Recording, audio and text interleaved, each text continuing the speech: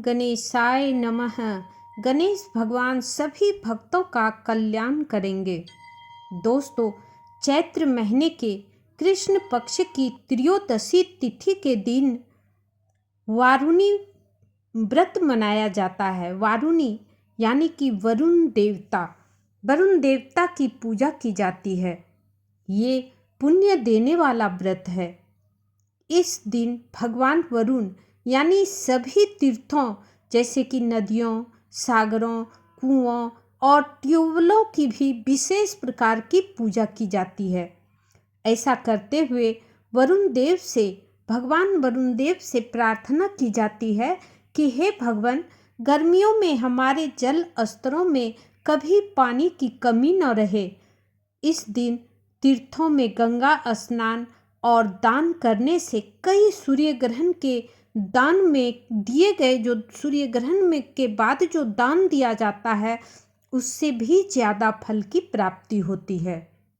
दोस्तों, चैत्र मास के कृष्ण पक्ष की त्रयोदशी और शतभिषा नक्षत्र का संयोग बनने के कारण यह बहुत ही शुभ संयोग होता है और इस संयोग में यह व्रत होने के कारण यह बहुत ही पुण्यदायी होता है। इस दिन जल के देवता यानी वरुण देव की पूजा की जाती है। हिंदू धर्म ग्रंथ के मुताबिक इस व्रत पर तीर्थ स्नान और दान के साथ भगवान शिव की भी पूजा की जाती है। ऐसा करने से जाने अनजाने में हुए पाप सभी खत्म हो जाते हैं और कई यज्ञ के बराबर पुण्य की प्राप्ति होती है। इस व्रत के बारे में पुराणों में भी कहा गया है कि चैत्र महीने के कृष्ण पक्ष की त्रयोदशी तिथि पर अगर शतभिषा नक्षत्र और शनिवार का संयोग हो तो महावारुणी पर्व महावारुणी व्रत कहलाता है।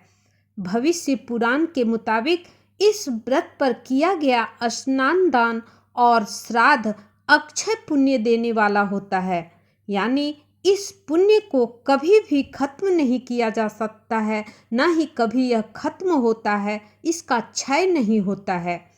वहीं देवी भागवत, नारद और स्कंद पुराण में भी इस व्रत का महत्व बताया गया है।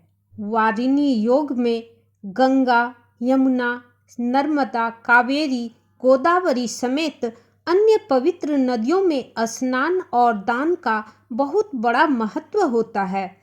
इस शुभ योग में हरिद्वार, इलाहाबाद, वाराणसी, उज्जैन, रामेश्वर, नासिक इत्यादि तीर्थों पर नदियों में स्नान के बाद भगवान शिव की पूजा की जाती है।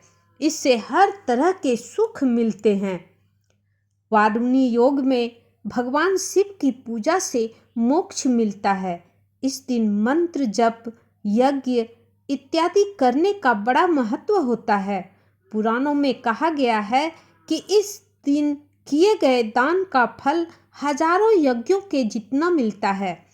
अगर पवित्र नदियों में नहीं नहा सके तो घर में ही पवित्र नदियों का पानी डालकर स्नान कर सकते हैं। उसके बाद वरुण देव की मूर्ति को स्थापित करके उनकी पूजा अवश्य करें। फल फूल, नैवेद्य, भोग इत्यादि लगाकर धूप दीप से भगवान वरुण की प्रार्थना करें और पूजा के बाद भगवान वरुण से अपने जगत में गर्मी के महीने में जो आने वाली पानी की त्राही हो उसके लिए अवश्य ही प्रार्थना करें।